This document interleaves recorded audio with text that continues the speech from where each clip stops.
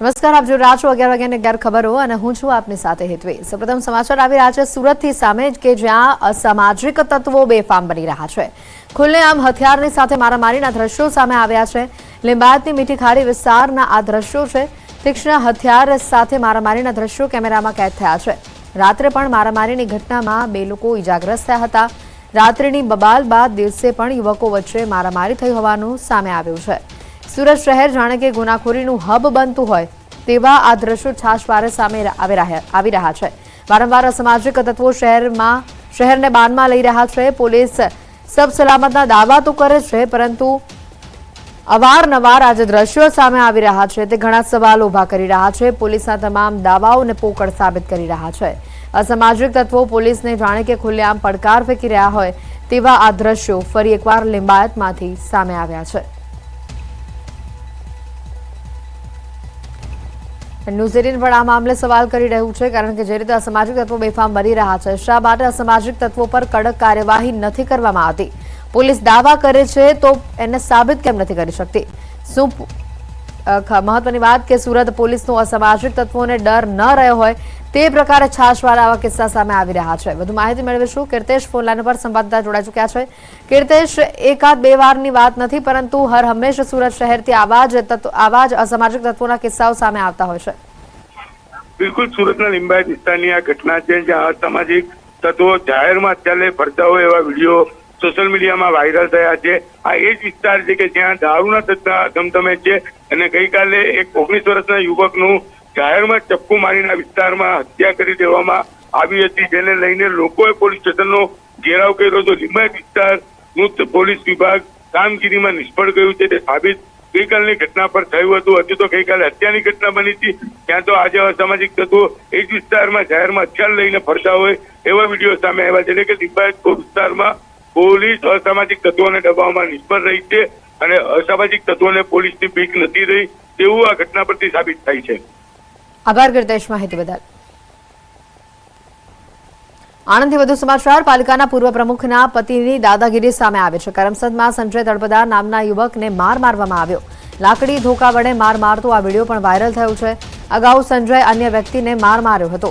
અગાઉની બબાલનો બદલો લેવા સંજયને માર માર્યો હોવામાં આવી વિગત જે સામે આવી છે। 2 ઓગસ્ટે સંજય અન્ય લારી ધારકને માર માર્યો હતો। સંજય તળપદા નારિયેળની લારી ચલાવે છે।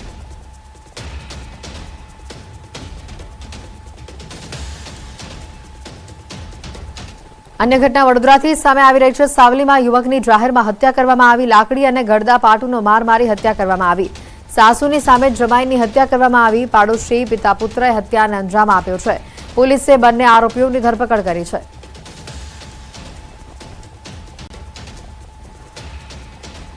वारम गया हशे अने एकदम लाकड़े लाकड़े बे बाप दीकरा मारता मारता आया। हूँ आ बाजूथी आई पेने लगी आई तो तईथी जोयुं ने तो અહીં નાખી દીધા મારી। અમદાવાદમાં મહિલાએ કરી છે પુરુષની હત્યા। ચોંકાવનારી ઘટના આવી છે અમદાવાદ શહેરથી સામે। પતિ ઘરમાં ન હતો, પુરુષ ઘરમાં ઘૂસી આવ્યો। મહિલાએ હૈદર નામના પુરુષની લાકડાના ફટકા મારી હત્યા કરી છે।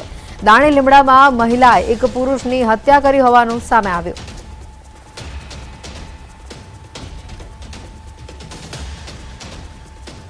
નવસારીથી સમાચાર આવી રહ્યા છે। દરિયાકાંઠેથી વધુ એક કિશોરનો મૃતદેહ મળી આવ્યો છે। મોડી રાત્રે 2 મિત્રોના પણ મૃતદેહ મળી આવ્યા હતા। ઉભરાટ કાંઠામાં ગઈકાલે 3 મિત્રો દરિયામાં ડૂબ્યા હતા।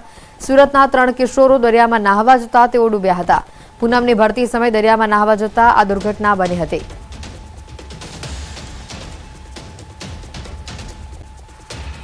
જૈન સાધ્વીની 2 લોકોએ છેડતી કર્યાનો આક્ષેપ સામે આવ્યો છે। બનાસકાંઠાના ભાભરમાં ભર બપોરે આ બનાવ બન્યો। બપોરે કામ અર્થે બહાર નીકળેલા સાધ્વીની છેડતી કરવામાં આવી। સાધ્વીજીએ બૂમો પાડતા 2 અજાણ્યા લોકો ભાગી છૂટ્યા। મામલો પોલીસ મથકે પહોંચતા પોલીસે સમગ્ર મામલે તપાસ કરી છે। ઘટના સામે જૈન સમાજની સાથે અન્ય સમાજમાં પણ રોષ જોવા મળી રહ્યો છે। આચાર્ય વિજય સોમ સુંદર સુરીજીએ પણ ઘટનાને લઈને ચિંતા વ્યક્ત કરી છે। પોલીસના ઉચ્ચ અધિકારી સહિત ઘટના સ્થળે તપાસ હાથ ધરવામાં આવી છે। બનાસકાંઠાથી આ જે ચોંકાવનારી ઘટના સામે આવે છે। જૈન સાધ્વીજીની 2 લોકોએ છેડતી કર્યાનો આક્ષેપ લગાવવામાં આવી રહ્યો છે। જોકે જે બાદ બૂમો પાડતા એ 2 અસામાજિક તત્વો ત્યાંથી નાસી છૂટ્યા હતા, પરંતુ સમગ્ર ઘટનાને લઈને પોલીસ દ્વારા પણ તપાસ કરવામાં આવી રહી છે. તો બીજી તરફ જૈન સમાજમાં ઘટનાના પગલે ભારોભાર રોષ પણ જોવા મળી રહ્યો છે. વધુ માહિતી મેળવીશું કિશોર તુવર ફોન લાઈન પર સંવાદદાતા જોડાઈ ચૂક્યા છે. કિશોર, વધુ માહિતી શું, પોલીસ દ્વારા કેવા પ્રકારની કામગીરી કરાઈ? ચોક્કસથી આપણે જણાવી દઉં કે બનાસકાંઠાના ભાભરની અંદર જૈન સાધ્વીના છેડતીનો મામલો સામે આવ્યો છે. ગઈકાલે બપોરે કામ અર્થે જ્યારે જૈન સાધ્વીજી બહાર નીકળ્યા હતા ત્યારે તેમને છેડવાનો પ્રયત્ન કરવામાં આવ્યો હતો અને સાધ્વીજીએ બૂમાબૂમ કરતા છેડતી કરનાર અજાણ્યા 2 લોકો ભાગી છૂટ્યા હતા. સમગ્ર મામલો ભાભર પોલીસ સ્ટેશને પહોંચ્યો છે અને ભાભર પોલીસે સીસીટીવી ફૂટેજ અત્યારે ચકાસવાના શરૂ કર્યા છે અને સીસીટીવી ફૂટેજ ચકાસીને કઈ જગ્યાએ છેડતી થઈ હતી તેને લઈને પણ અત્યારે ચક્રો ગતિમાન કર્યા છે. આ સમગ્ર ઘટનાને લઈને જૈન સમાજની સાથે અન્ય સમાજમાં પણ આક્રોશ જોવા મળી રહ્યો છે. તે ઉપરાંત જૈન આચાર્ય વિજય સોમસુ. બિલકુલ, આભાર કિશોર માહિતી બદલ. આગળ વાત કરીએ દિલ્હીથી સમાચાર આવી રહ્યા છે. દિલ્હીમાં ધોધમાર વરસાદથી અનેક વિસ્તારો પાણીમાં ગરકાવ થઈ ચૂક્યા છે. શહેરના રસ્તાઓ પર પાણીનું સામ્રાજ્ય જોવા મળી રહ્યું છે અને જેના કારણે લોકોને ભારે હાલાકી ભોગવવી પડી રહી છે. વાહન વ્યવહાર ઠપ થઈ ચૂક્યો છે. 3 દિવસની રજા બાદ લોકોની નોકરી ધંધા પર જવા માટે નીકળ્યા અને ત્યાં જ તેઓને આ ભારે મુશ્કેલી વેઠવવી પડી. અનેક જગ્યાએ વાહન ચાલકો પણ ફસાયા હતા. સવારથી જ ધોધમાર વરસાદના કારણે જનજીવન આ વિસ્તારમાં ભારે પ્રભાવિત થયું છે.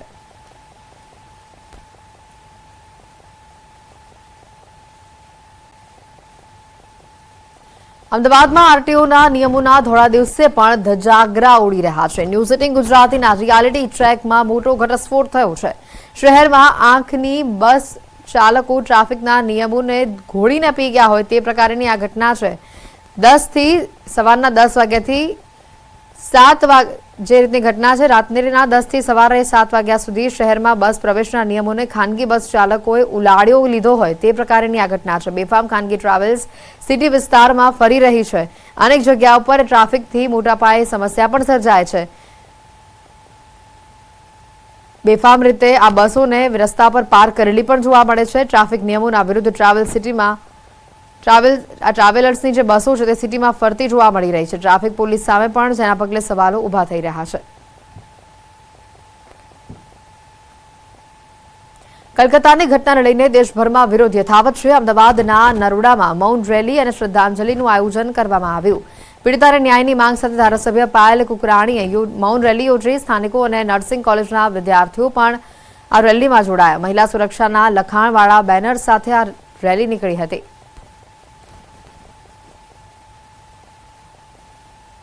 और ये केवल एक आरोपी का काम नहीं है जिसके ऊपर ये डाला गया है और इस केस को जिस तरह से जो एविडेंस थे वहाँ पे जो ये घटना घटी थी 3rd फ्लोर पे तो उसको किस तरह से एविडेंस को मिटाया जाए डिस्ट्रॉय किया जाए उसका प्रयत्न बार बार हो रहा है. ये ना हो कड़क कार्रवाई हो ये हमारी मांग है.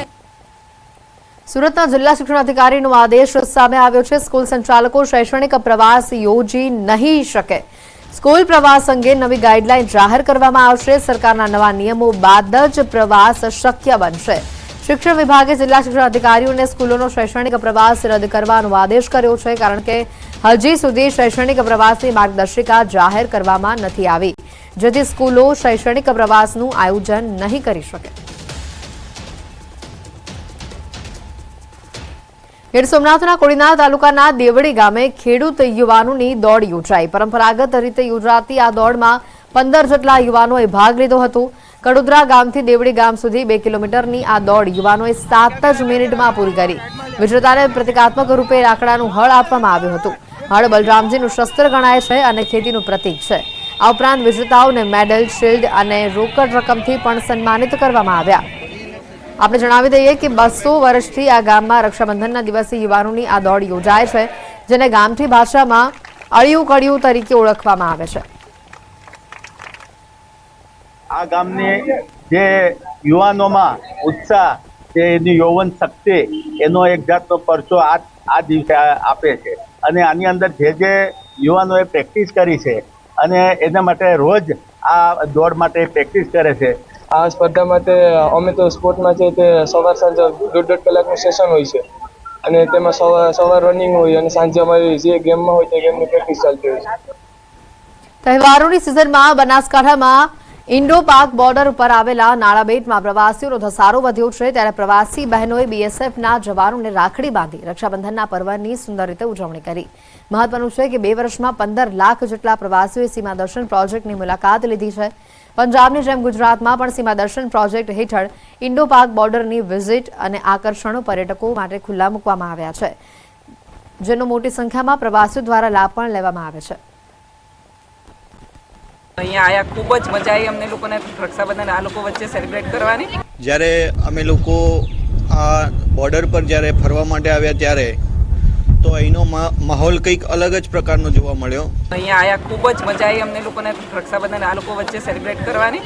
જ્યારે અમે લોકો આ બોર્ડર પર જ્યારે ફરવા તો અહીંનો માહોલ કંઈક અલગ જ પ્રકારનો જોવા મળ્યો। અહીંયા આયા ખૂબ જ મજા આવી અમને લોકોને રક્ષાબંધન આ લોકો જૂનાગઢમાં 1000 વર્ષ જૂની પરંપરા સાથે રક્ષાબંધનના પર્વની ઉજવણી કરવામાં આવે છે।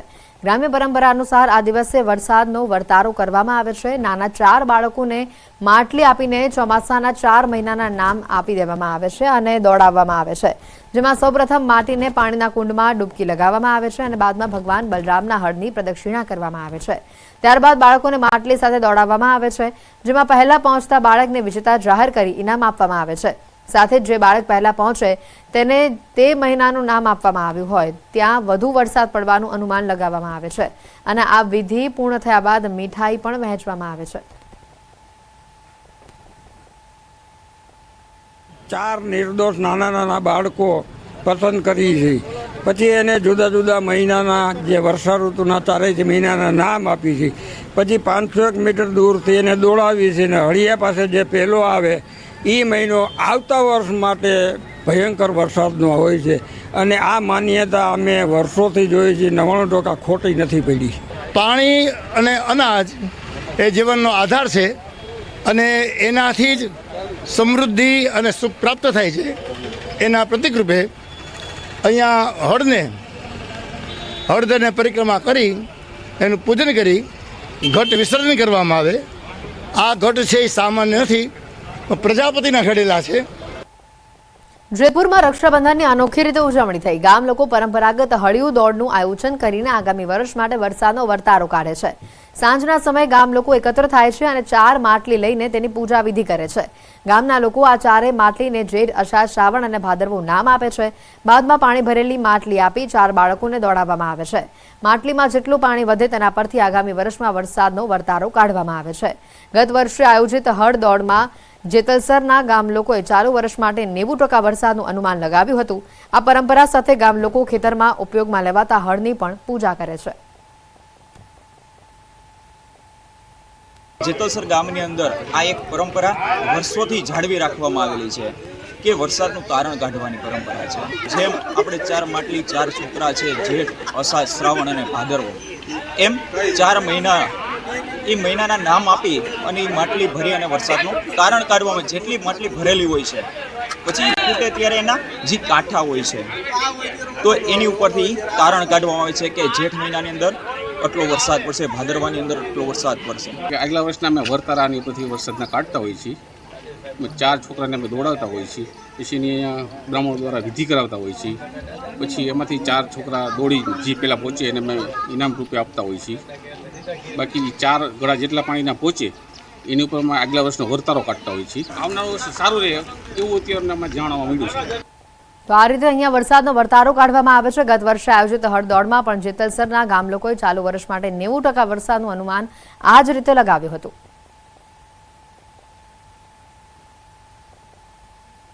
સમાચારોમાં હાલ રોકાઈશું એક બ્રેક માટે।